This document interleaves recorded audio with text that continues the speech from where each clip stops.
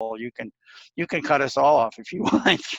Welcome, welcome to this week's I Am broadcast, ladies and gentlemen. I want to thank you all for attending today. I want to, as always, give you a couple of reminders. One is that this program is being recorded, so anything you say will be saved for posterity and available to view on YouTube probably in a couple of days. So actually, with Heather gone on vacation, you might get a week before your whatever your particular thing is that shows up. If you're all going to be muted at this point, and if you would like to be recognized, you may be. Just simply unmute yourself. We're not establishing control over that at this point. This program, because of what we're doing today, may go beyond an hour. You are welcome to stay as long as you like, but I did want to give you a heads up that we may go beyond 3 o'clock. So, and rather than waiting for the end of the program for our community announcements, I thought we might want to start with that right now, just so that we can see. Is there any organizations or groups that have community announcements you'd like to get out so that people in the state of Maryland know about your activities? Go ahead and unmute yourself. And Mike? Yes. Hi, it's Katie. Yes. We have closed our application for our housing specialist, but if anyone on the call is interested or knows someone who might be interested, we could probably squeak in a few more resumes to review. So I'm going to go ahead and put in the chat box that it's a 40-hour-a-week position making $20 an hour, and it's providing housing navigation, case management services to people with disabilities in Anne Arundel and Howard County. Cool. All right. Hearing about jobs that are available is always good to hear about. It's always good to hear that there is work to be done. And even amid COVID, there are still new opportunities. Thanks for telling us about that. Any other community announcements? Yeah, so this is Marlene Riley with Towson University. I wanted to announce that we were planning to do a big celebration of the 30th anniversary of ADA in spring to kick that off, but that didn't happen. So we are in the fall doing a combination of celebrating Dan Keplinger, who his documentary King Gimp, this is the 20th anniversary year. So we're gonna be streaming that and having a panel with Dan and some of the other faculty that he worked with to get his 2 degrees from Towson. He has a bachelor's and a master's actually from Towson in art. And that documentary and panel presentation is going to be Tuesday, October 6th from 7 to 8:30, virtually streamed. And I'll forward links when they start to become available. And we're also celebrating by having Dan exhibit his art at the Towson Mall. It's going to be in storefronts for stores that are closed. So, you know, people that are just walking by will have access to it. And there's going to be a link in order to get an auditory description of the exhibit. So we're trying to make it accessible. It's going to be near Starbucks, which I guess that's floor 3, I guess. So I'll send information about that. The exhibit's going to be September 22nd to October 20th. So we're trying to pull together, including someone with a disability who was able to achieve his goal of becoming an artist, and link that together with a number of ADA awareness activities. So if anybody from anywhere wants to be part of that, I'll put my email in the chat. Thank you.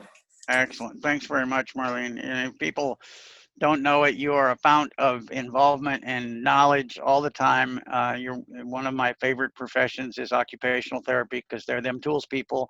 They help us develop devices to get stuff done. Thank you so much. And thanks VME, because they developed Dan's headset so that he would be able to change the tools independently years ago, which lets him be an artist. Cool. All right, any other community announcements before we move into our main program for today? Go ahead and unmute yourself if you want to speak. All right, ladies and gentlemen, let me move to the main part of our program today. As Centers for Independent Living, we seldom get an opportunity to tell you what our plans are and what activities we're going to be engaging in. And what we want to do today is engage in a discussion with you about our next 3-year state plan. Before we do that, though, I'm going to give you some little overview of what Centers for Independent Living are, because I think we all assume we might know what they are. But perhaps it's important occasionally to really take a look at what we do from a philosophical and from a practical point of view.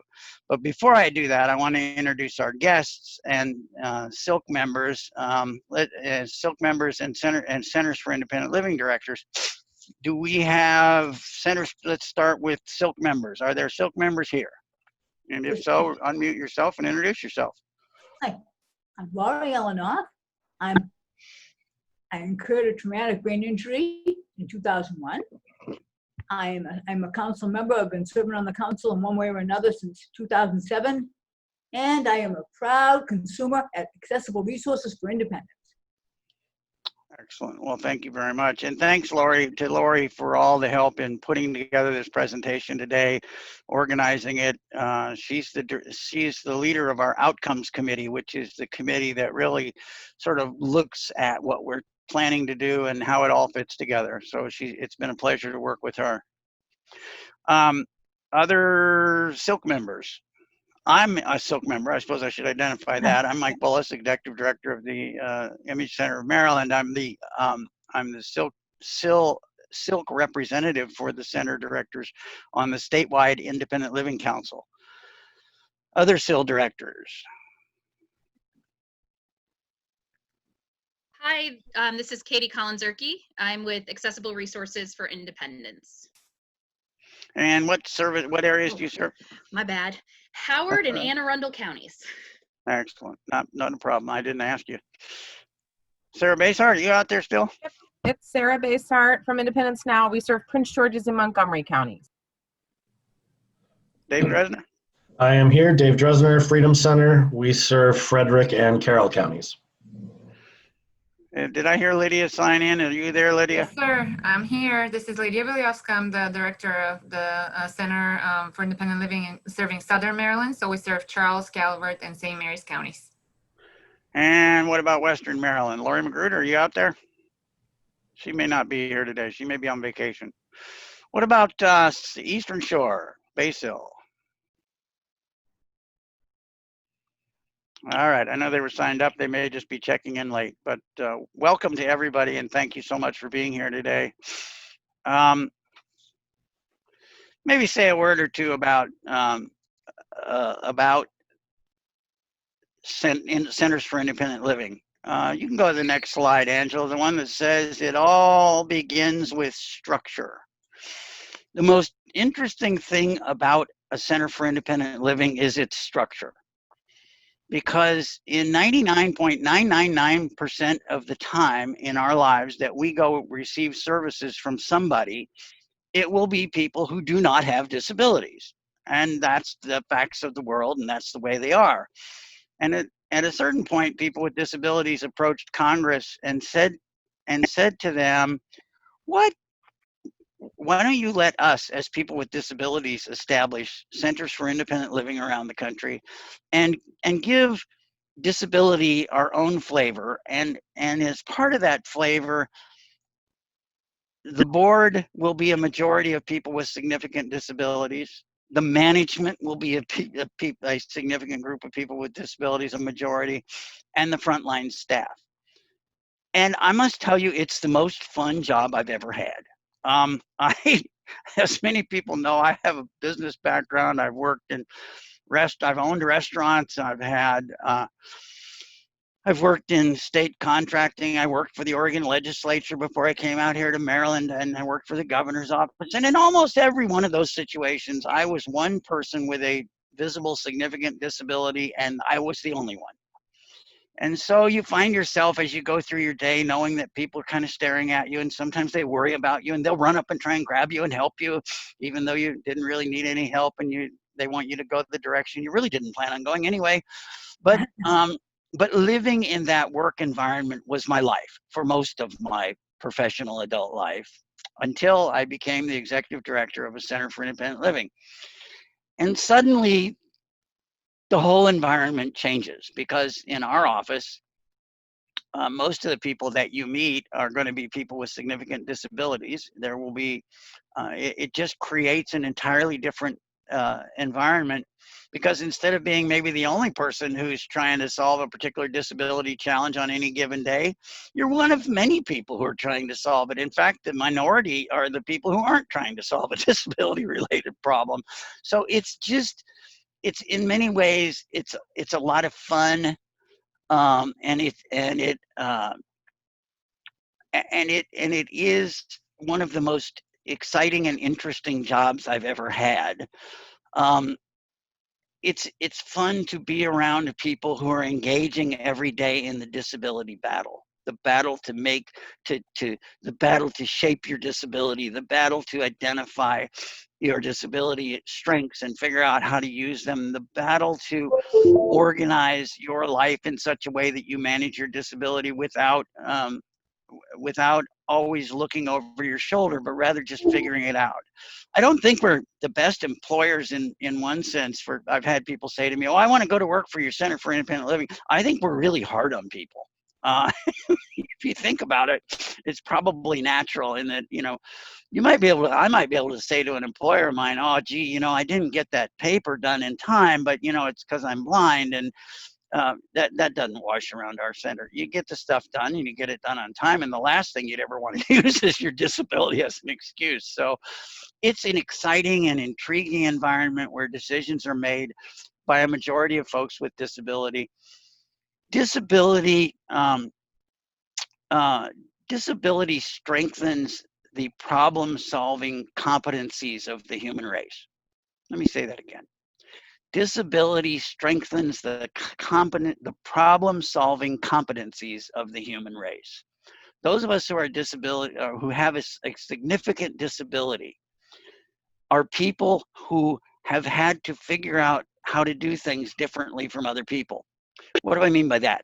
Well, if you think about your life, chances are, if you don't have a disability, the way you learn how to do almost everything you know how to do is by imitation.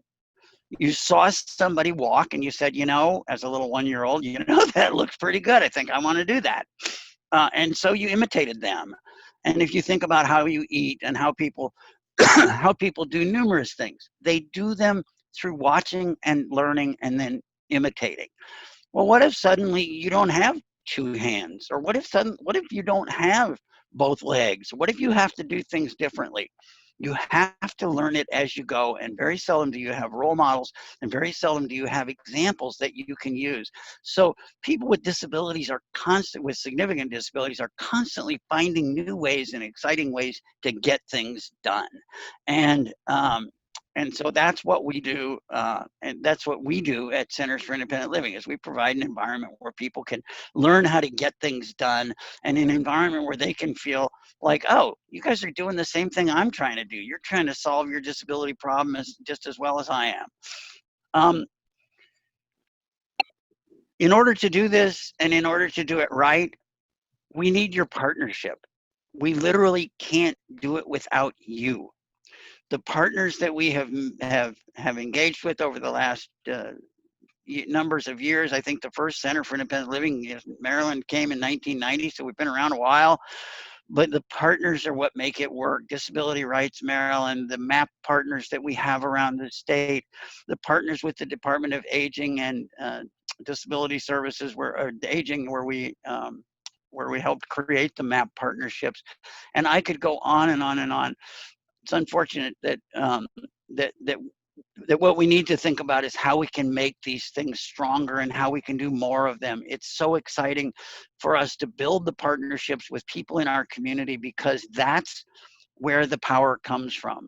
It's not, oh, we as people with disabilities don't need you, or somehow isolate ourselves. No, we understand full well that we cannot do this vision of bringing people with disabilities into partnership, into full integration in society without you. So I think I want the next slide. Yes, significant disability. What is significant disability? I sometimes get asked this because in centers for independent living, it's not true that the staff and the board and the members and I should say the board and the staff have a majority of people with disabilities. They have to be significant disabilities. It has to be a disability that changes your life in a significant way, that causes you to have to figure out how to do things differently and orient your mind differently or orient your physical body differently. And so we want not just people who say, oh yeah, I broke a finger once and you know, it was a real an annoyance for a week. I really understand what you guys are going through. That's not what this is about. It's about everyone who it's about having a significant disability that changes your life. The only thing I can say about it is and this is kind of tacky, but it's kind of like pornography. You know it when you see it. When I walk into a center for people with disability, for a center for independent living that really is a center of people with significant disabilities, it's just everywhere. It just permeates everything. You see somebody go by you with one specific kind of disability, and then somebody else a few minutes later has a different one, and there's short people, there's all kinds of races, and there's all kinds of activity going on that let you know that we're different. It's not tokenism, and thank God for the federal law that says it has to be a majority of people with significant disabilities. So people without disabilities, I want to stop for a second and say this. People without disabilities are an incredible part of our centers. And in fact, a couple of our center directors are people without significant disabilities. And somebody says to me, well, how do you know when somebody doesn't have a disability? How do you know when they're a good director or something? It's because they get it. And then the question becomes, well, how do you know when people get it? And the answer is, boy, I sure wish I could tell you that. But that's another one of those things that if you're around somebody for 4 or 5 minutes, you'll know whether they get disability or they don't. We want everyone to understand disability as a profoundly normal process that is likely, but that's going to take another generation. In the meantime, what we want are people who get disability. I have friends who really occasional friends that I've met through my life, and I protect them as best I can, keep them around because they just get disability. Sometimes they get it just because they don't pay attention. I think sometimes they just say, oh, you know what, you got your problem, I got mine. I was walking down the street with a friend of mine a while back, and I ran into a sign, and I heard him turn and go, watch where you're going. And then he just went on his way. And he didn't do that to be tacky. He did it because he just wasn't overwhelmed by my particular problem of running into a signpost. He didn't take it seriously. Some folks care too much or try too hard when really what they need to do is just forget about it. But it's hard to just quote unquote forget about it. Sometimes there are people who want to come to work for us and they want to help so much, but they want to help so much that they can't empower people. They want to do for people. We want the people who just want to let people alone, help when asked, but not more than that. Sometimes people are just so fascinated with disability that they just can't leave it alone. I have people that I'm almost uncomfortable to be around because every few minutes they're like, well, how did you know that? How did you know you were reaching for that? How did you know that how did you learn how to do that? No. Look, I get that. That's fascinating. You're fascinated with disability, but I don't want you to work for me because you drive me crazy. In a day, I'd be looking for how we're going to help you get a different job. So let's go to the next slide. I believe that's the one that says 5 core services. I hope it is. Before I talk about the basic services, let me say this. Every organization has its financial stability point. What I mean by that is at a certain point, your organization becomes stable enough to pay its bills, provide the infrastructure that you need, like the accountants and the billing people, and provide for good, high quality wages for your staff so that they are professional wages, so people won't view nonprofits as some kind of a dumping ground for people where they come to work for us and then maybe after a couple or 3 years they move on to something else because it really wasn't a place where they could work over time. The reason it wasn't is because it wasn't going to provide health care, and it wasn't going to provide a retirement plan and the things that employees need if they're going to make this a career. We want to help people make this a career. In my world, that's about $2 million a year. It gets you up to somewhere around 25 employees or more, but it also gets you the money to be able to buy all those things I was talking about. Up until you get to that $2 million place, you're scrappy. Somebody said the other day, what's your strategic plan exactly? And I said, well, there may be one that we've written down, but the bottom line for me is go find those contracts that are within our wheelhouse, that are within our mission, but that move us forward toward the ability to be able to build some reliability, be able to take a hit. For example, when things like COVID come by, we now, as of this year, we were able to have money in the bank so that when COVID came by, I didn't have to figure out which employees I was going to lay off and which employees I was going to have to let go or cut wages or all those horrible things that we did in the very beginning when we first started. So it really is about building that stability. Most of that comes, by the way, from fees for services. Many people think we get grants from foundations, which we do, and we certainly get we get Medicaid money to do things, but you can't save any of that money. You can't say to Medicaid at the end of the year, we did such a good job that we're going to go ahead and stash away some of your money that you gave us. No. They want you to account for every penny of that. And so what you have to do is do fees for service. You have to find things the public or agencies or government or other folks are willing to buy from you, and then you're able to sometimes create some efficiencies while doing that so that you can stash some of that money away. The other thing that centers need in order for us to thrive, survive, and grow is some kind of a donation mechanism, a mechanism whereby the public can help fund us, and we as people with disabilities can help fund ourselves. I was realizing the other day that starting back in the 1970s, I began making a monthly donation to the National Federation of the Blind because I think the organization is important. And I've been giving a donation to the National Federation of the Blind for 40 years now. And I will probably until the last donation I give. Why? Because that organization impacts my life. And I think we all have to ask ourselves, to what extent do we value the organizations that we want to have in place, and do we show that value with money?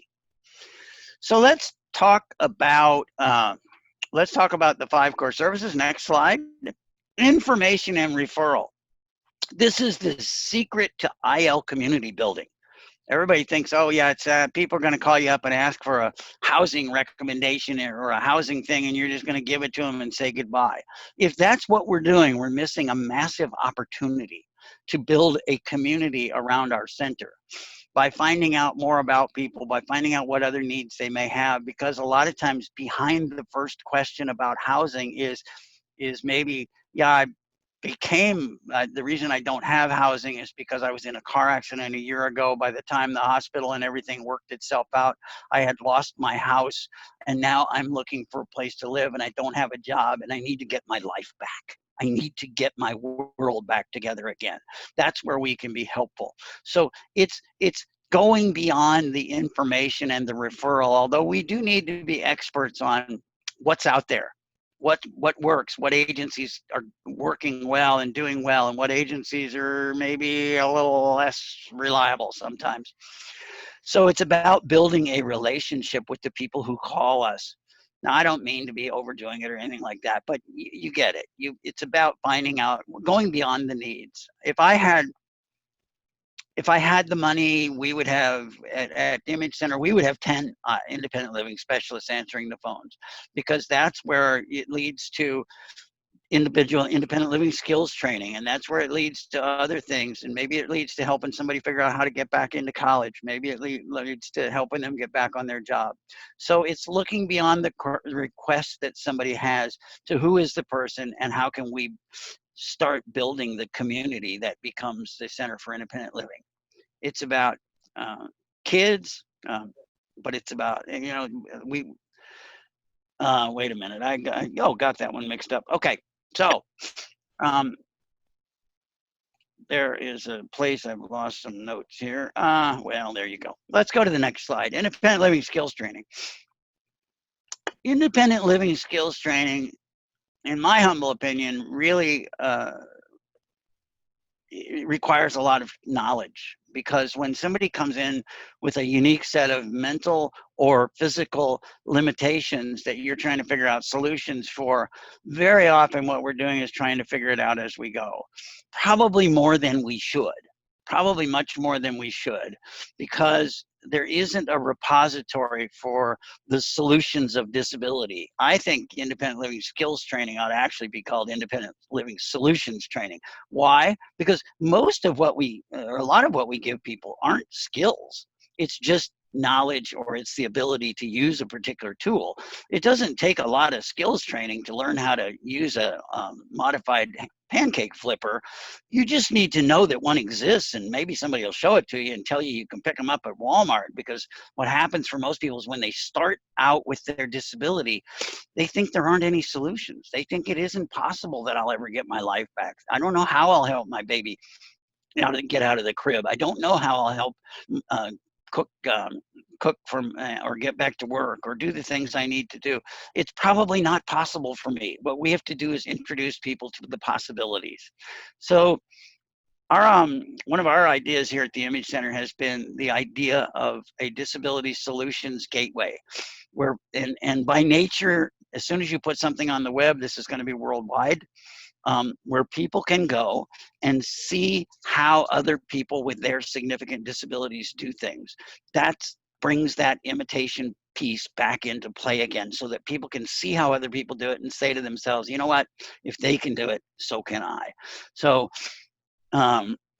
we need partnerships to do that. We need OTs, we need occupational therapists, we need physical therapists, we need engineers, we need teachers, we need parents, we need all of you who have this incredible knowledge of how you have helped solve disability related problems, so that we can get them cataloged, get them online, so that people will have hope. People will see what's possible. So the solutions are out there. We just need to find ways to get them. And at our centers, what you can come for to help for us to help you with is figuring out the skills that you need. Very often the skill might be cooking, and the tools maybe we can help set you up with specific kinds of tools. Sometimes people have memory issues, so we set them up with particular kinds of ways to make sure that they've got the recipe right, some tracking device, some tracking ways, so it's all about trying to figure out how the skills somebody needs fits in with their specific needs. Next slide is peer counseling, right? Are we up to that? Am I right on this one? Okay, good. Peer counseling and peer support. Again, I can't emphasize enough how important it is to talk to somebody like you, talk to somebody like me.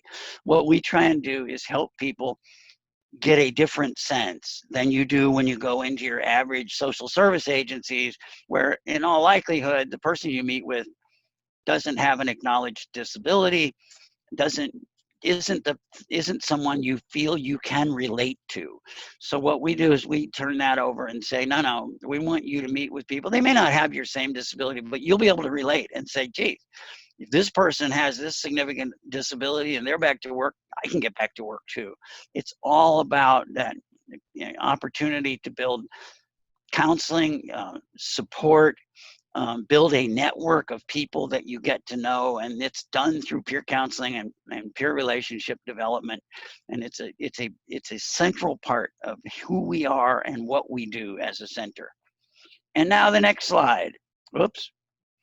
It said you stopped screen share. Whoops. Oh, you know what?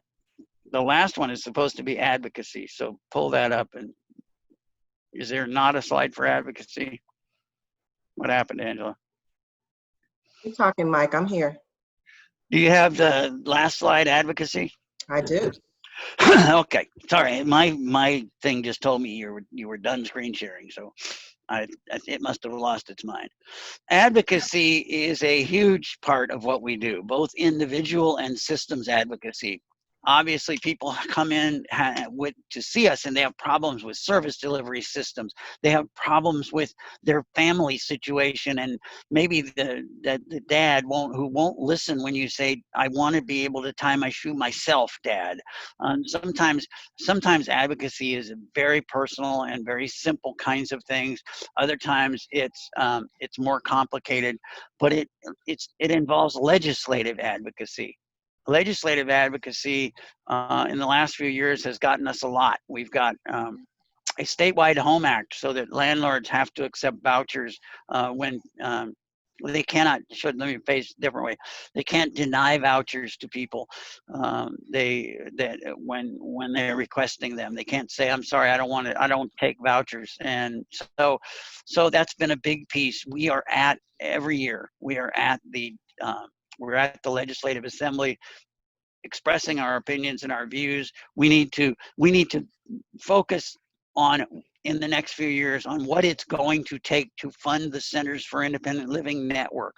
My guess is that that's going to be a big ask, and it may be one that we'll start now, and then over the next 3 to 5 years, we'll make progress on it, because these are kinds of things that are slow percolators, but they do work. Finally, next slide should say transition. Deep in our core is transition. We help people adjust to disability. What I mean by that is whether it is someone who is coming out of a nursing facility who needs to get back into their own home and needs to have a ramp, or needs a stair glide, or needs assistance in figuring out how they're going to manage their medications. All of that involves transitions from nursing home facilities. And the other piece is transitioning youth. If we're going to have people who can spend an adult life see their disability as something where they are competent, where they are capable, where they are functioning, and where they're raising families and doing that, we need to get to them when they're in high school and college, and as they're getting out of high school, whether they're going to work or college, we need to get to them then, so that we can show them the possibilities, so that they can become that adult who exemplifies the best in all of us and the person that we want to see. At the core of independent living is our capacity to help people get out of nursing facilities and back into the community. And one of the tragedies right now in the state of Maryland is that all centers for independent living are not, I repeat, supports planning agencies. We should have been built from the beginning. We should have been built into the state's capacity and development. We tried to talk to them at the time, and they said, no, we don't want to do that. I think what they're seeing now is that they really would have been better off with us, because we actually understand disability and could get in. We're fighting as much as we can right now from outside to help people with disabilities get out of nursing facilities. We need to be more involved in a practical way. So we need to be providing these transition services for people who do have money, by the way, not just Medicaid transition. We want to be able to provide nursing home transition for people who are older, who may have plenty of money to spend. They just don't know where to buy it, where to buy the services. And a lot of them are getting ripped off by companies that are fly-by-night companies that take all their money and deliver no services. We're working to communicate with people in facilities now, and I will tell you, it's an uphill battle. There are people dying, literally. We've been working on cases recently where people literally died while we were trying to help them get away from the facility and get into a COVID-free environment. We had somebody last week that we were just ready to help leave, and the state kept delaying and delaying and delaying, and finally, the person caught COVID last Thursday. So we don't know what the outcome is going to be. It's awful. The state needs to be more nimble and more quick. We need to push on them harder. They keep saying, oh, we're not preventing anybody from leaving a nursing facility, but in fact they are. I guess in conclusion, I'm going to turn it over to Lori now, but one of the things we need to do as folks with disabilities is to build people up and to lift one another up and to really build a community around the process build the process of helping people by building a community around people with disabilities so that they can see others like them, knowing that we all have to live in an integrated world, but also knowing that there are people there that we can go to share our pain and to share our troubles and also share our joys and our happinesses as well. We need to build that community. We need to be the solutions center for people with disabilities. We need to fight for disability equality and independence in our own, and we need to be independent in our own disability. It is both social and personal. In other words, disability, the fight for disability equality is both social in the sense that we have laws we have to change and we have attitudes we have to change, and we also have to work on our own attitudes. We have to work on our own times when we maybe sell ourselves out or don't believe fully that we can do something, and so we don't try. We need to learn to be the people we want to be and the people that we want others to see us as. It's my honor to do this work. I just want to thank everybody for giving me a few minutes to kind of explain it. I hope I've done it some justice, and I hope I've conveyed my passion in a sense for the uniqueness of what we do, and that it really is different. It's the most different thing I've ever done in my life, and I'm honored that I was able to do it for as long as I have been. I want to introduce, well, she's already been introduced to you, but I want to introduce Lori Helenoff now. As I said, Lori is a longtime member of our community and a longtime supporter of the Statewide Independent Living Council. And the council is really the coordinating body that can help make our actions on the state level meaningful and useful. So I want to turn it over to Lori and let her make some introductory remarks, and then we'll begin going through some of the goals and objectives that we have. Before I do that, maybe though, let me see if there's anybody with a question. Looks like we're good, Mike. Okay, good. Looks like we're good. All right, Lori, welcome. Hi. Okay. Thank you, Mike, and hi, everybody. Today, we're going to be discussing the 3-year state plan of independent living. But before I do that, I'd like to tell you just a little bit about my background and how I eventually got connected with independent living in Maryland. I have to say, I think I was embracing the independent living philosophy before I really even understood what it was. Let's go back in time. Let's go back to the early 1970s. This is during the time that the first Center for Independent Living in Berkeley, California was just getting off the ground. I was a speech therapy major in college, and I was taking a class called The Psychology of Mental Retardation. Well, the first words, the room was filled with special ed majors. I was a speech therapy major. Anyway, the first words out of the Dr. Professor Ollie's mouth were, "There is no such thing as mental retardation." Well, to look around the room at all these dumbfounded special ed majors, they didn't know what to do. And he introduced a book to us called The Principles of Normalization by Wolf Wolfensberger, which basically went into the history of institutions, the power of language, the history of warehousing people and dehumanizing people, etc. So as part of the class, we had to do some volunteer work in a local institution. So I did that, and what I found, even though I was a speech therapy major and I actually volunteered there and worked there, my passion became to get these people the heck out of there. What a horrible place to be, an institution. So that was really, I did not want to continue in my education for speech therapy because I really wanted to do something just to help people get out of these institutions. At the time, I was using total communication to help people communicate, to give them the skills to fight for themselves. And then I also saw some wonderful assistive technology. Now, at one time, we all know that people were warehoused in institutions. There was one institution called Munson State Hospital that was originally created for people with epilepsy. And this other institution I worked in Belchertown, they had a special building for people with cerebral palsy, people using wheelchairs. And anyway, there was a woman living there, I'll never forget, Ruth Stankiewicz. She, in my department, we discovered, she's really intelligent. the only thing she could move was to tilt her head, and she could move her eyes a little bit. Well, with the help of assistive technology, they got Ruth a communication board, and she was able to, by tilting her head, spell, and it became her goal to write her autobiography. So anyway, let's fast forward now to 1979.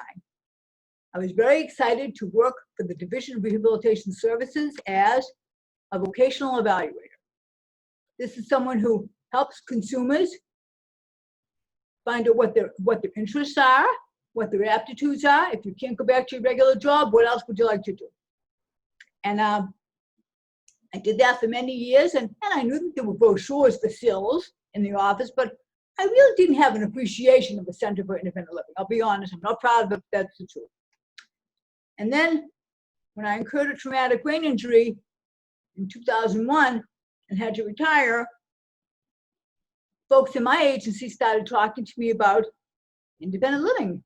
Laurie, I think you would be a great member of the council. So, well, whatever. So that's when I started pursuing the Statewide Independent Living Council and pursuing involvement with that.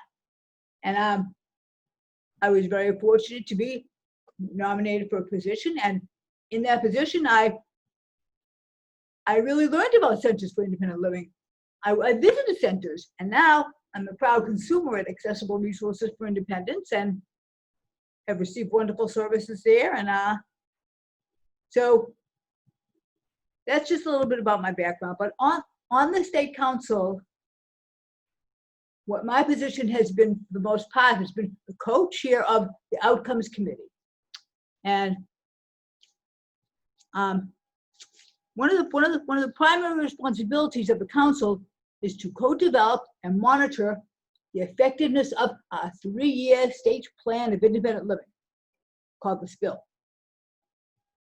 During this process, it is important to say that the SILC does not, and I repeat, does not supervise the work of our centers. We do hold quarterly Maryland IL Partners meetings where we all work together to monitor the effectiveness of the SPIL. The IL Partners include the SILs, the council, and the DSC, which is the designated state unit. And in our case, it's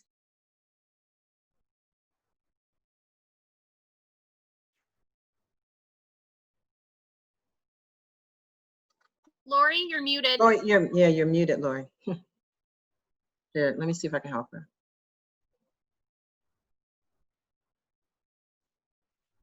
how much of me was muted? Who's our designated state entity? Mhm. Oh, okay. The designated state entity is the Division of Rehabilitation Services. We are 3 partners, but the centers are the heart and soul of independent living services in Maryland, because they're the ones who provide services to and empower our consumers. And when we develop our 3-year state plan, we are required to get public input from our consumers and other stakeholders. This way, we can determine how to best use our staff and resources to open the doors to what our consumers most want and need. And truly, it is our pleasure to hold this public hearing today and find out what's on your mind. And to be honest with you, historically at public meetings, it's almost like pulling teeth to get people there. If there's a major piece of legislation that people are up in arms about, you'll get people at a public hearing. But so this, for me to see all these people, I've been crying tears of joy. It's wonderful. Well, and the jury's still out on whether we're going to be able to keep people interested once we start talking through all these goals and objectives. So we do understand if you folks need to leave, but but at some level. By the way, the plan is available on the Maryland Statewide Independent Living Council site. You can look at it. The full plan with all of its annoying and nauseating glory. There are the 40 pages or so of stuff there, everything you ever want to know about federal and state rules and funding regulations that you ever wanted to ask. So please feel free to go look. We're going to give you a short little look at it today. Sorry, Lori, go ahead. No, we're going to basically look at what's called the narrative, and that's our goals and objectives that we have as Centers for Independent Living and Council to help strengthen our services for our consumers. That's what we'll focus on today. And during our presentation, we welcome you to either ask questions by entering a question in the chat box, or you can click on participants and raise your hand. Then the host will ask the question or bring it to our attention. Also, when you're considering the things that you need in life, you might say this fill in the blank statement to yourself. I wish I had a something blank that would make my life a whole lot easier. Or I wish we didn't have barriers like blank. They make our life very difficult. Those are just examples. And I'll remind you. And when we get to our third goal about advocacy and systematic change, I kind of nicknamed this goal, there ought to be a law. So you might think to yourself, there ought to be a law about blank. Then people with disabilities wouldn't have to deal with that barrier. Okay. Lori, do you want to entertain questions as you go? Because one has popped up in our chat box. We got a question, let's hear it. Yeah, yes I do. Do you help with disabilities as far as look for home jobs? Particularly anybody in PG County? We don't. I'm answering that one, Lori, in the chat. Darlene's a consumer of ours, so I'll. Oh, good. Good. That way you can move on. Excellent, thanks. Good. All right, are we ready for goal 1, Lori? Yes, we are. The Maryland Independent Living System operates with a strong infrastructure. And the first objective under that is Maryland Centers for Independent Living will have increased skills and knowledge to strengthen operational infrastructure and provide the 5 core services. The first activity is that the Maryland Statewide Independent Living Council will offer support for the development of the IL network so that Centers for Independent Living staff and board of directors. Oh, you know what? I was supposed to share this document, folks. I could have done that. Let me finish reading this and then I will. Mike, it's Katie. I just put it in the chat. Oh, no, I mean, I was going to put it on the screen. Oh, okay. I'll do that in just a second. Directors can have the training in the programs in nonprofits and financial management and data collection each year, as well as Silk members. So let me go ahead and bring this up. My apology. I got here we go.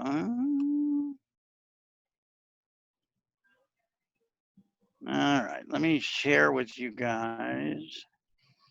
Whoops. Let's do that. I need to share my screen.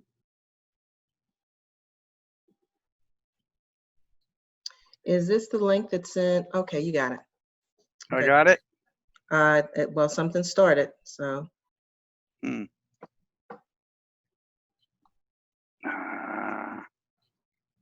Well, it's not.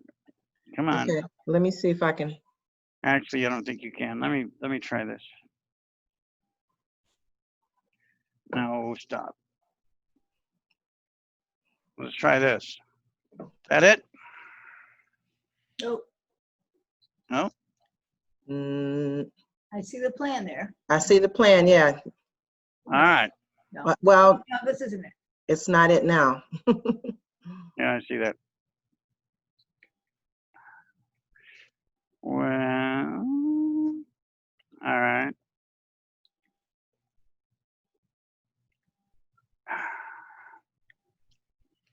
There it There you is. go. There we That's go. it. Sorry about that, folks. I should have gotten this ready, but I was just sitting there listening to Lori talk and not paying any attention at all to what I was actually supposed to do. All right. It's a little too zoomed in, though. It's too zoomed in. I Yeah. can't help you about that. You have to make it smaller. Oh, you want it smaller? Yeah, because it's going to. You can't see the whole sentence. Well, here. You have to. Yeah, I can't help you. Okay, keep talking, Mike. I'll pull it up because I see the link. All right. Go ahead. All right. Essentially, this first organizational goal is about making sure that we have our internal processes together and that we create some annual training plans around how we're going to teach ourselves the kinds of things we need to know, the data we need to collect, and how we need to collect it. We're going to measure it, and 80% of the participants who take this training have to know. Now you got it? Yeah, I do. Okay. Mhm. So 80% of the people that get the training will indicate that they're using the training on the job. In other words, we don't want just training sessions. We want practical training sessions that people really on our staffs and can use. The Statewide Independent Living Council will compile the data annually. 100% of Maryland, 100% of the Maryland network will increase skills, knowledge, and capacity amongst partners.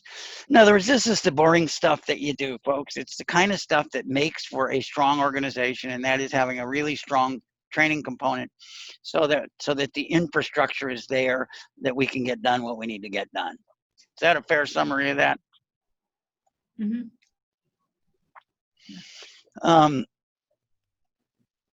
Is there any particular page you would like to? If you go down to page 4 or 5, yeah.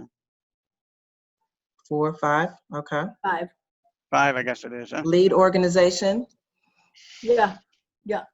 okay. That's the lead organization for that first goal, yeah. Mm-hmm. All right. And I think a lot of this is just detail, but now we're losing people. But can't. My apology, folks, but I know some of this stuff is boring. But let's get with Lori. How about goal 2? Well, you don't want to list it. Okay. Well, you can list the rest of them if you want. If Okay. you've got them there quicker than I do.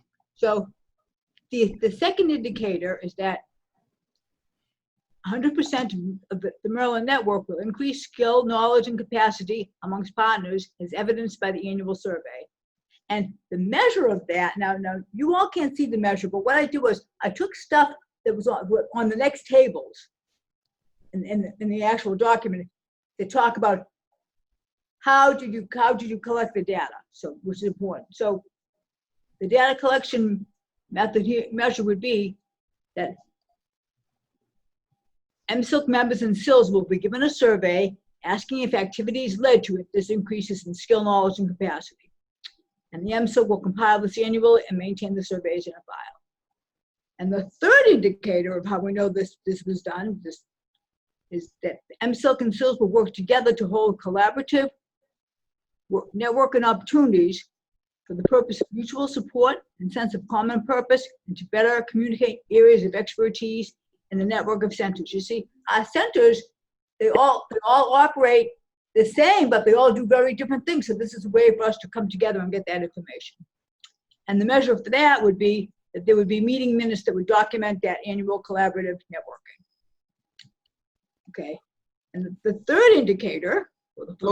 Lori, what page would you like us to go to? This is 5. It's my 5. You're still 5, okay.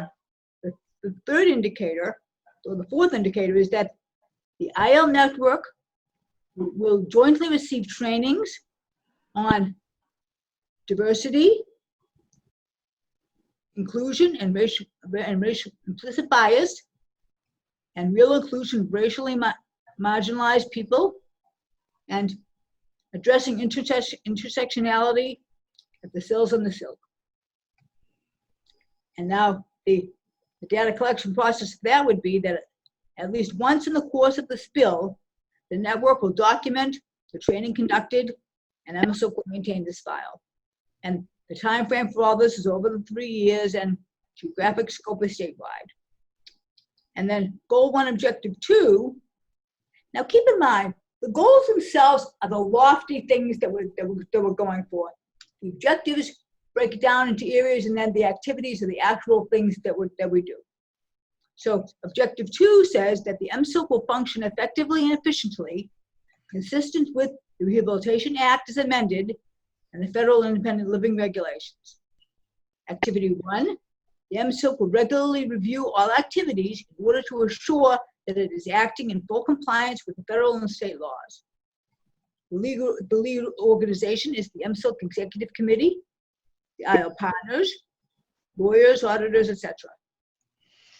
And what are we looking for? Measurable indicator. The MSILC will conduct full review of SILC assurances and indicators of minimum compliance, as well as an annual policy and procedure to review the continuity of operations plan. And the measurable indicator annually, and measure of that is the data collection is annually. The MSILC meetings will show a review that has been conducted, and any changes that will needed will be addressed. And MSILC will maintain and annually update this information. Okay, folks, just as a note, it is 2:59. I know a lot of you have to leave at 3 o'clock. You're not going to hurt our feelings. Part of this information we know gets a little bit weighty and heavy. I think, Lori, I'm trying to figure out a way for us to hit the highlights of what we want people to know without, if they want to go read about how we're going to comply with federal regulations, et cetera, they could probably do that on their own. Should they not have any popcorn, or maybe they have a big tub of popcorn and don't know what to do with all of it. But I'm trying to figure out how we get to some of the things that really jump out at us as being important. For me, at least, as you said, goal 3 is really focused on a lot of the advocacy things that we're going to do. I'm wondering if anything else under goal 2 jumps out at you. Mike and Lori, I thought the way, this is Sarah, I thought the way Lori started by saying in really friendly terms, like the overarching three goals, and then it sort of broadened what we're looking to get. Like one of them she said was, if there was a law that did this, that would be really helpful to me. And she said a couple of other statements like that. It almost seems like that would help us get feedback. But yeah, let's see what we can do with that. That's a great idea. I think, what were your 3, Lori? There was that one. There was if I have the biggest problem with my disability is, or what was the other ones? They were, hold on. Okay.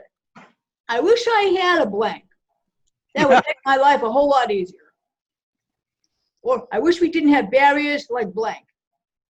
Those things make our life very difficult. So if someone says something that they or their stakeholders need, we can make sure to get the training in objective 1 and be up on all that information and get you what you need. So what do you think, folks? What do you got? What kinds of ideas do you have that might help us direct our energy so that we do things that are important? What do you think are some of the important things? And those of you without disabilities are certainly welcome to speak up too. Sometimes being outside of this, you see it better.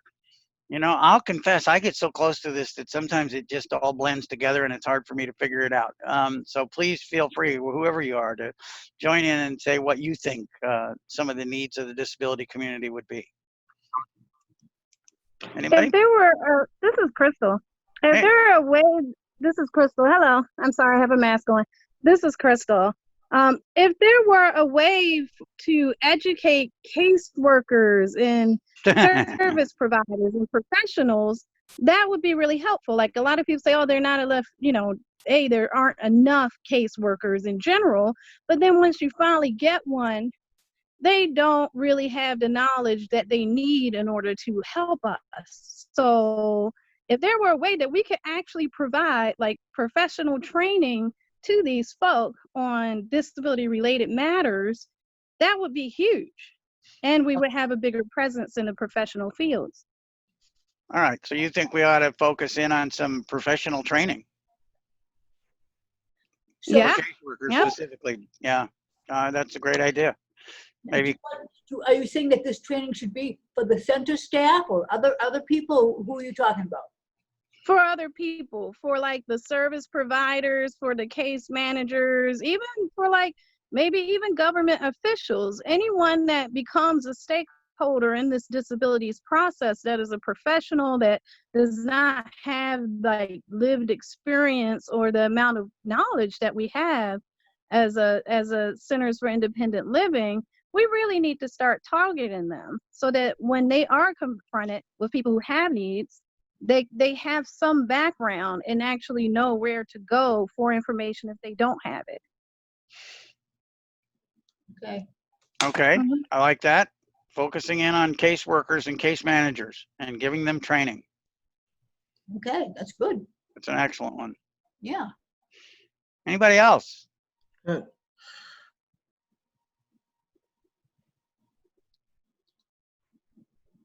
Well, Just put mine in the chat, Yeah. Lori. can see. Can someone tell me what the question is? I was responding to your call for, finishing the sentence. If you could have something any particular way. I wanted to agree with Crystal and to say, just taking it a step further, as we've talked about in a previous IM meetings, it would be great if there were laws that required politicians and police officers to spend at least a whole day, like 8 hours, just shadowing staff at a SIL as part of their training. Yeah, that'd be excellent. Thank you. That's a great idea. And you're really referring specifically to police officers? I really was. Yeah, good. Yeah, No, police officers and politicians. yeah, Or policy. yeah, great idea. Wow. We have another note here from Tarita. Is she still on? Her note says professional training by the disabled population is all. Okay. Mm-hmm. Seems to be a theme here. Maybe we don't get out, we need to get out more into the general community and do some training. Something that maybe goes beyond sort of disability awareness. I think everybody's seen those disability awareness sessions that happen, but we may need to figure out what we can do that goes into more depth to help some of these professionals actually see how we do things and how we view cases and how we view folks with disabilities as opposed to. Go ahead. And this is Jessica. I would even say take it a step farther. I believe that it needs to be training with self-advocacy groups or boards in the council, the disability council, and also mental health in general. Like, I believe that a lot of people need to get trained in this. Okay, good. Now, is somebody taking notes on this input? Yeah, absolutely. Yeah. Okay, great. Yes, we are. Mm-hmm. Angela is the note taker extraordinaire. Now, could I pinpoint a person and ask them a question? Is that okay? I Sure. was wondering, I see Carmen Procedures on the call, and I'm wondering, Carmen, if you have anything that your consumers need that they could possibly benefit from with a SIL. She left. She was just there. Uh-oh. You scared her. Okay. Yeah. Me? Are you talking about me, Lori? Oh, no, I was talking to No. Carmen Procedure, but she left. Oh, okay.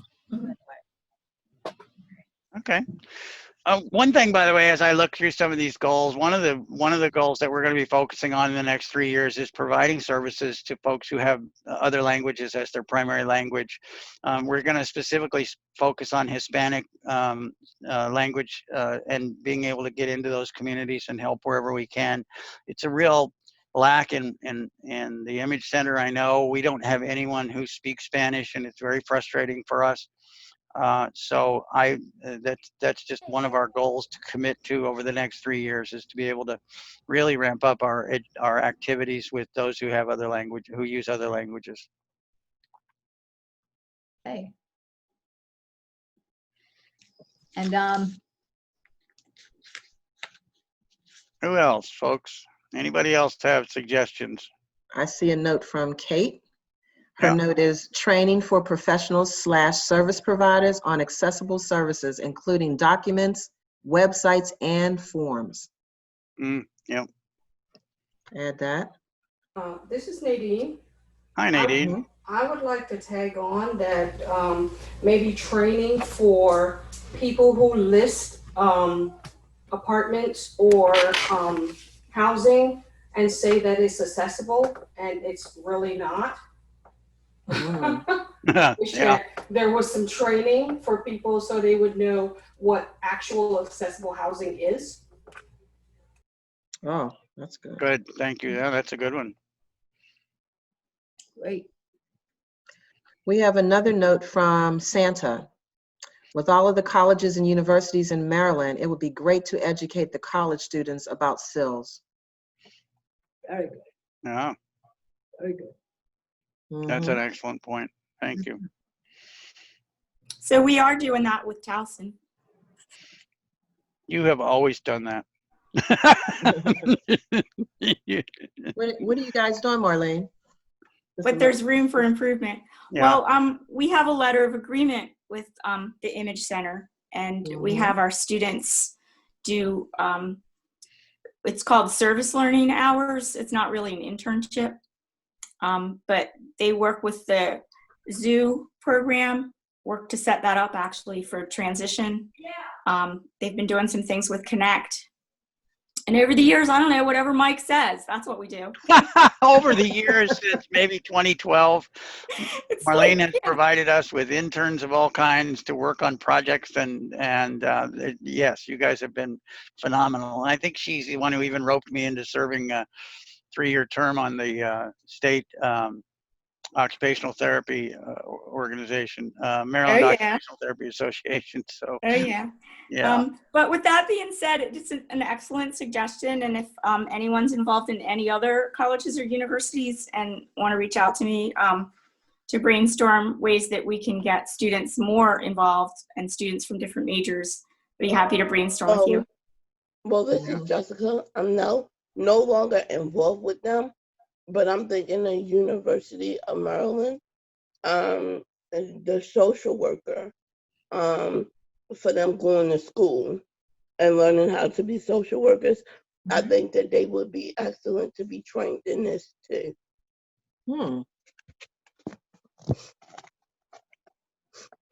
Right. Interesting. Okay. Sarah, one more. Someone's chatting to me privately who doesn't want to be known, but that's me. Yeah. And I think it's an excellent idea. The SILs all used to have staff support in all of the aging and disability resource centers in the local county offices, and we don't all have that anymore. I know we don't, and some other SILs don't. Some do. How come? And then how kind of disappointing it is that ended, because we really felt like that really did make a difference in the direction of information that people were given when they called the MAP offices, when a SIL staff was speaking to them rather than someone who really doesn't know disability that well. Why do they do that? Well, what happened is they started this initial program for Maryland Access Points where every SIL worked with every local Department of Aging, and some of the Departments of Aging changed their names to the Departments of Aging and Disability Services. Then the money ran out, and so here we are. A lot of the local organizations didn't feel it was of value to include it and didn't want to continue it. We get immense amounts. I don't know who's here from Baltimore County today, but Baltimore County and Baltimore City both have been incredibly powerful advocates with us. We learn from each other. We send all of our new staff over to get trained by Baltimore County. We have an incredible working relationship with them, and and not only that, they pay for it. So our staff can actually take the time away from other services to really go and work with the department. So yeah, it's unfortunate that funding didn't get included in any kind of a state request, and so it just disappeared. Got it. We have a couple more from Kelly. Says, when discussing transition out of and prevention of nursing homes, we need to develop more coordination with support planners in the country and the state. There needs to be, in other words, there needs to be more coordination whenever transitions happen. Yeah, we work, there are several supports planning organizations here in the state that we try and work with. Some of them work with us more than others do. And then Sarah at Independence Now, as well as the Bay Area Center for Independent Living, provide some of those supports planning services. At Image Center, we provide those services for people who are veterans because we get some funding from the Veterans Administration to do that, but we don't have general supports planning services. We want them. Unfortunately, the contract for that hasn't been open for 4 or 5 years now. Every time the state makes the contract, they find some legal flaw in it and pull it back to work on it for another year. It's outrageous.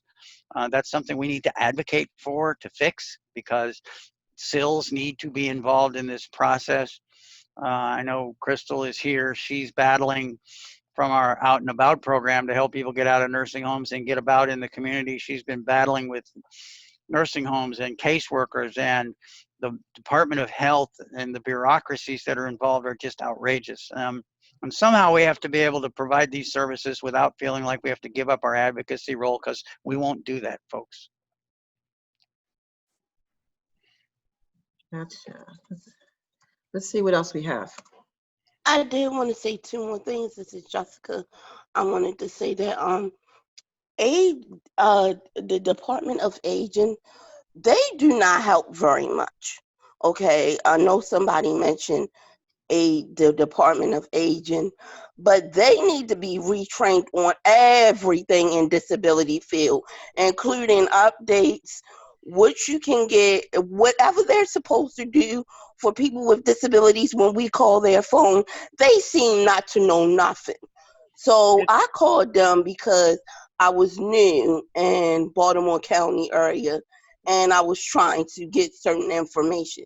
They don't know anything. Well, that's very unfortunate, because we've tried to work with them a lot. We need to maybe figure out exactly who you talk to and what went wrong, because they should be providing you with, either they should have hooked you up with one of our staff who work over there. Every week we have staff at the department who they could simply refer them to you, or you to them, or they should have been able to provide you with some assistance.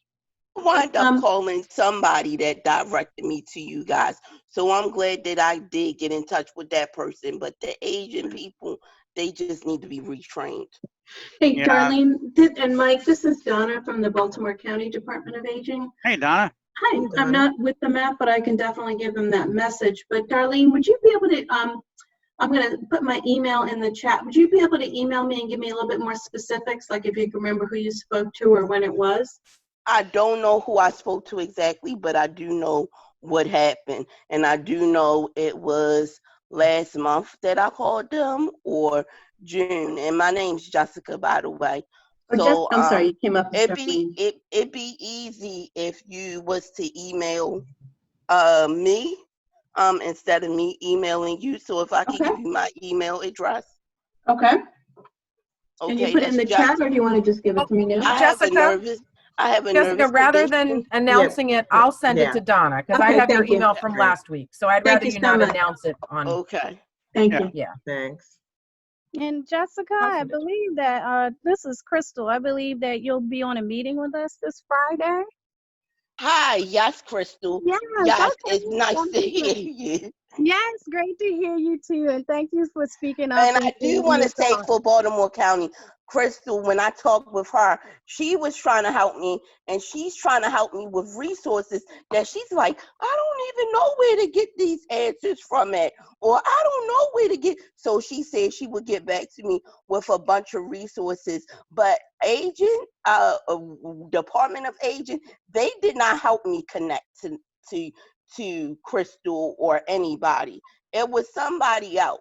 So I feel as though a lot, when you call them and you ask them for information, at least in my experience, has been, oh, we don't help people with disabilities. We help seniors. And I'm like, what? Oh, dear. Well, it sounds like we can get you some help, Jessica, for sure, and try to get to the bottom of it. And, and help you navigate through it. This is Nadine, and we serve Frederick and Carroll County. And Carroll County works with us. We still have our office there in Carroll County. However, Frederick County has been difficult, but we are rebuilding in different ways by attending the MAP meetings and having a presence there. And we find that we're getting more referrals that way, so that I don't know exactly what's going to happen, but we have been getting more referrals by attending their meetings and being a presence there.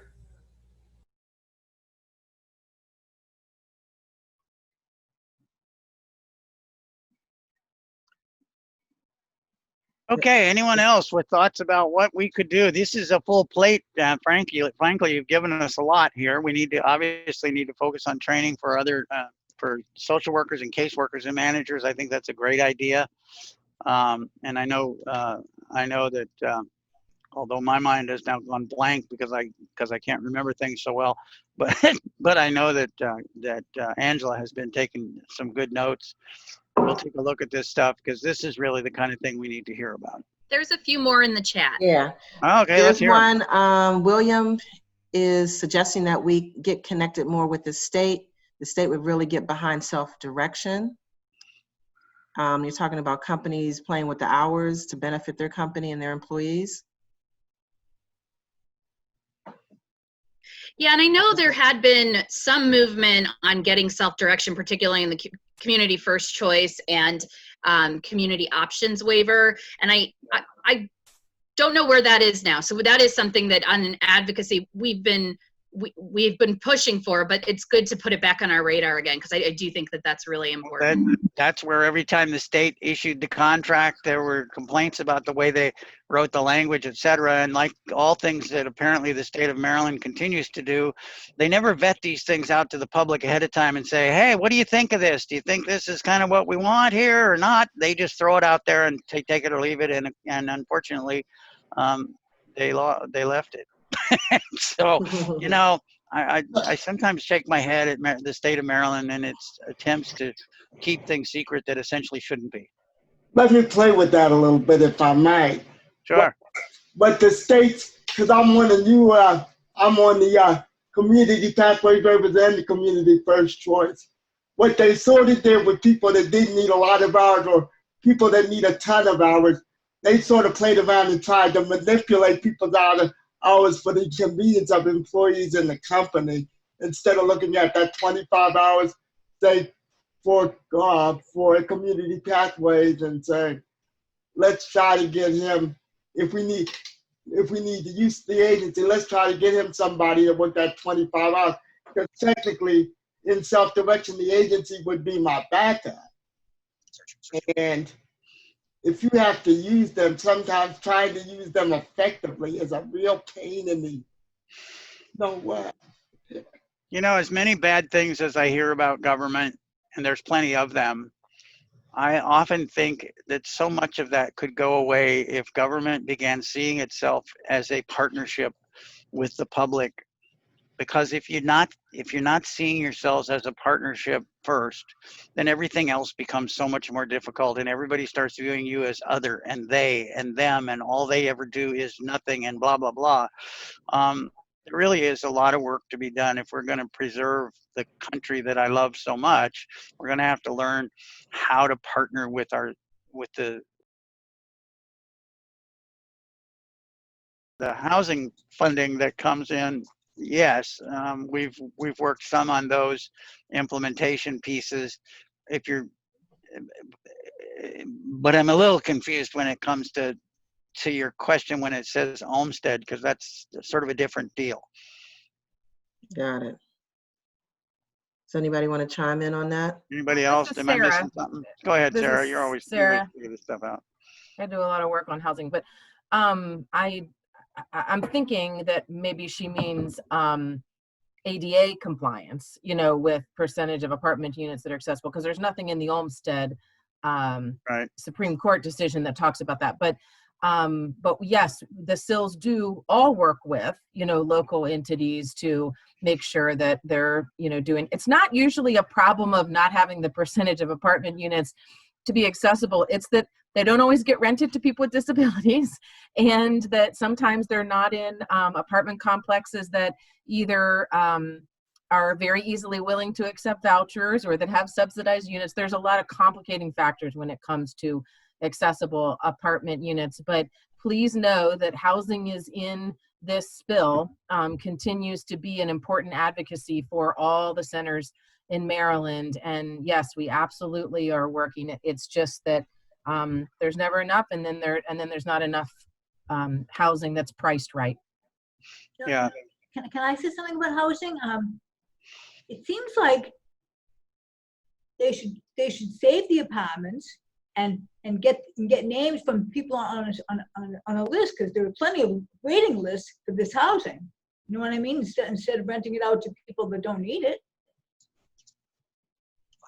I don't think we have enough time to cover all of that, but yeah, right. Yeah, there's a lot of complicating factors to reserving those units, and then the issue becomes that they're often not affordable. Affordable, accessible, integrated housing continues to be the major priority for us in the state. We've got to find more places for people to live with more opportunities. Unfortunately, some of the housing is in very poor neighborhoods, and we want to get more housing. Scattered site housing in opportunity areas is critical. Mm-hmm. Looks like we have 2 more questions. Good. One, it has to do with streamlining in communication. So the question is, would it be beneficial to our community to focus on streamlining communications where possible to empower people with disabilities for advocacy? What does streamlining communications mean? Can the person help us a little bit with that? This is, are they here? It looks like they dropped off the call. This is Katie. I think I might have an idea of what that might look like.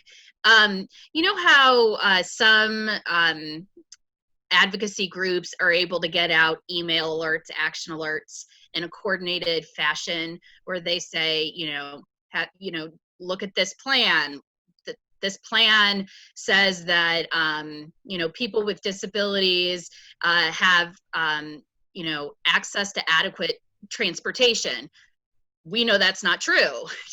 Comment on this plan, or some kind of way to be able to communicate statewide to people with disabilities and other stakeholders about disability issues, so that and the last part of it was to advocate for policy change in favor of disability rights. I think you're on to something. I was looking the other day. I think we have about 3,000 people on our mailing list. We should have about 30,000. There are just tens and tens of thousands of people who don't know about us, don't know who we are, don't know what we do, don't know. And we do send out a lot of advocacy alerts and legislative alerts and action alerts, but they're only going to a tiny percentage. In Baltimore County and Baltimore City alone, and we've got over a million plus people, 20% of those have disabilities. So there's a couple 100,000 people right there that we need to find ways to reach out to. So yes, I think an outreach that we need to increase these mailing lists so that we can get to people so they know what we're doing. Well, and I think it's got to be statewide. It's got to be, streamlined. Well, I think we all have to do it. Yeah. Yeah, we all have to do it. There's over 6 million people in Maryland. So again, there's over 1 million people with significant disabilities. We don't reach a tiny percentage of them. It's got to be one of our primary goals. But that's my staff, so I will follow up with her too. Cool. Excellent. I think it's a great idea. It's a great reminder, I guess, of what we need to do. That would be under goal too. Yeah, and that could be something the SILT could do. The SILT could coordinate that. That'd be a great statewide activity. Yeah. Right. Okay, you got any more in there, Angela? Yeah, there's one more. It has to do with cost. Someone wants to know how much does it cost for independent living in Maryland? Well, primarily, and they didn't give any details, but that's okay. Primarily, Centers for Independent Living and our core services are free, so the cost is zero. Now you will find some programs that we have where there are costs, but not in our core services. We try to respect the fact that even if somebody doesn't have the money, we can find a way through donated funds or other funds to be able to help that person. Even in programs where we do have a fee, we can sometimes figure out ways. We want to make sure that everybody gets what they need, and money should not be the obstacle that stops that. Now, Which core service would assistive technology come under? Well, usually it's under what's called independent living skills. Training? Independent living skills, yeah. Okay. Or what I call independent living solutions, but yeah. I have a question. Yes. As someone that's advocating in my community for my fellowship, I go to a lot of churches, and a lot of the churches are not accessible, or they say that they are and they're not. Yeah. Right. So, Been there. as somebody that is actually going to be advocating and going into these churches, what information could I get to them? I know there's like some grandfather law, but I know that that does not you know, dictate that they can have something with, you know, more ADA. I understand a little bit, but kind of help me to where how to present that when I'm going into these facilities and these churches and these areas to get them to be understanding and aware that these things need to be changed. Anybody want to take that one before I take a whack at it? Well, First of all, there's no such thing as being grandfathered in when it comes to I the understand. ADA.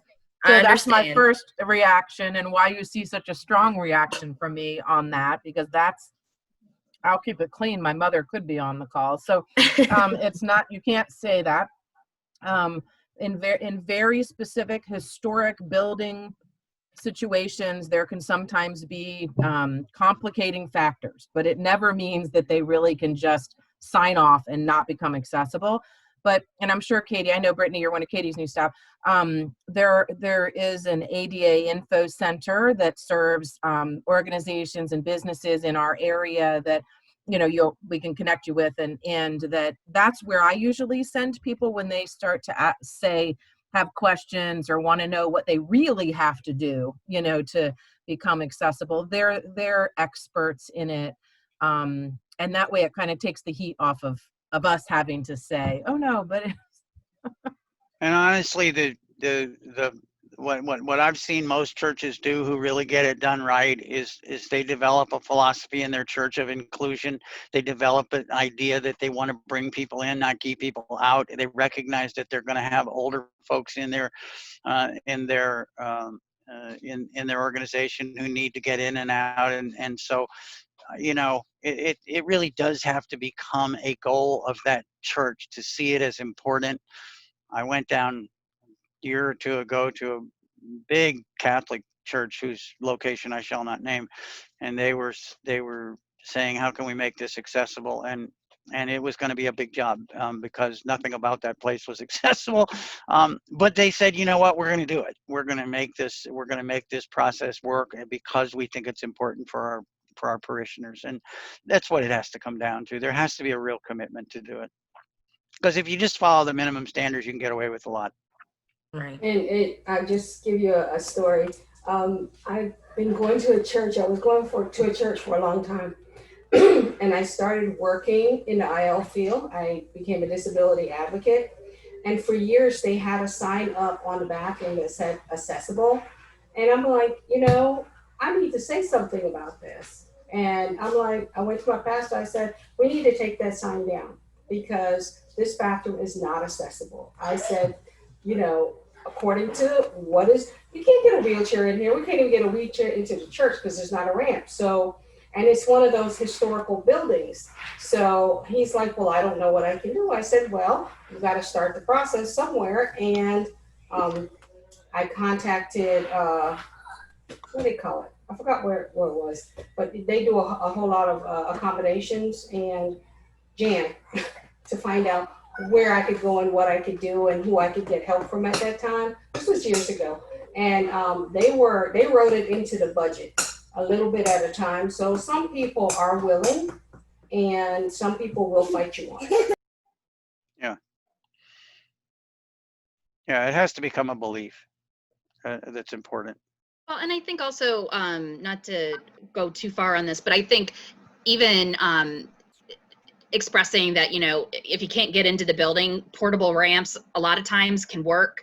I know there's been Ellicott City in Howard County, Maryland has a lot of older fronts that if you could just get in that first little step, you would probably be okay.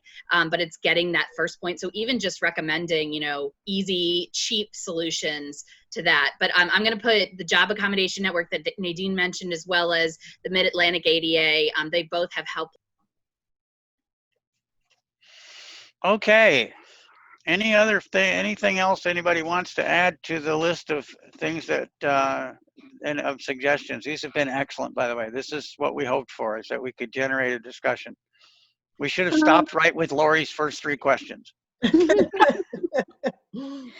is Crystal. It's not really another goal, but just because there were a few people on here, like Kelly, Will, and Jessica, and maybe some others that mentioned nursing facility transition and things like that, I just wanted to let everyone know that on Friday, this Friday at 2 p.m., we are having another call that is specifically for people that are either in facilities looking to transition to the community, or people that are already living in the community and receiving any type of home and community-based services or waiver services. So if you would like to join in on that call, it will be held Friday at 2 p.m. And I can be sure that we send a flyer out to everyone on our email so that they have the join-in information. That's all. Crystal, after this is over, this is Angela. After this is over, I'll call you and then I can get the information and help send that information out. Yeah, Angela, you know how to get at that list, right? Yes, I do. Oh, okay, good. Yeah. Mm-hmm. All right. All right, thank you. We had one lingering question. Do you want to go back to the help with look for home jobs in PG County? Does somebody want to answer that, or is that a private? Oh, Sarah was going offline? to take care of that one. Okay. Okay. Yeah, and Right, I think Sarah? there was yeah, Sarah took care of that one. I think that there was one more. There's been a lot of chats here. Chiffon said, training the Department of Disabilities in college about disability, letting the professors know ahead of time how to help those in their class be free to say what is on their mind or how they need to take their class. So working maybe within, a lot of colleges call it like disability support services. Yep. I know at ARI, we work with Anne Arundel Community College and educating youth who are going to the community college who have disabilities about, you know, how they do that. But I do think that that's a worthwhile conversation to have with people, and a great partnership as well. Yeah. And then there's a link that's been posted here, a Job Accommodation Network. So we can get that out to folks too. Yeah. And this is Jessica. One more last note. I think that social services, like social services, foster care, the court system in general, lawyers need to be trained. Because I'm a self-advocate and I have this happening to my family, whereas though they become involved and they don't know your capabilities as a disability person, or they want to say your disability affects you from raising a child, or they want to say use these other words, and I'm like, where are y'all getting this? Because I'm an advocate. I think that whole system needs to be retrained, or somebody needs to share some knowledge to them. Yeah, unfortunately, lawyers get 0 training in disability, and then once they're out put their shingle up somewhere, they make it up as they go along. They do a lot of harm sometimes. I can't tell you how many calls I get because I had a major case years ago that had to do with custody and visitation. So people know that and have called me about it, and there are just some horrendous stories about what lawyers do who don't know what they're doing. Well, maybe I need to call you, because yes, I'm ready to file something against the state, whereas though they need to all get retrained.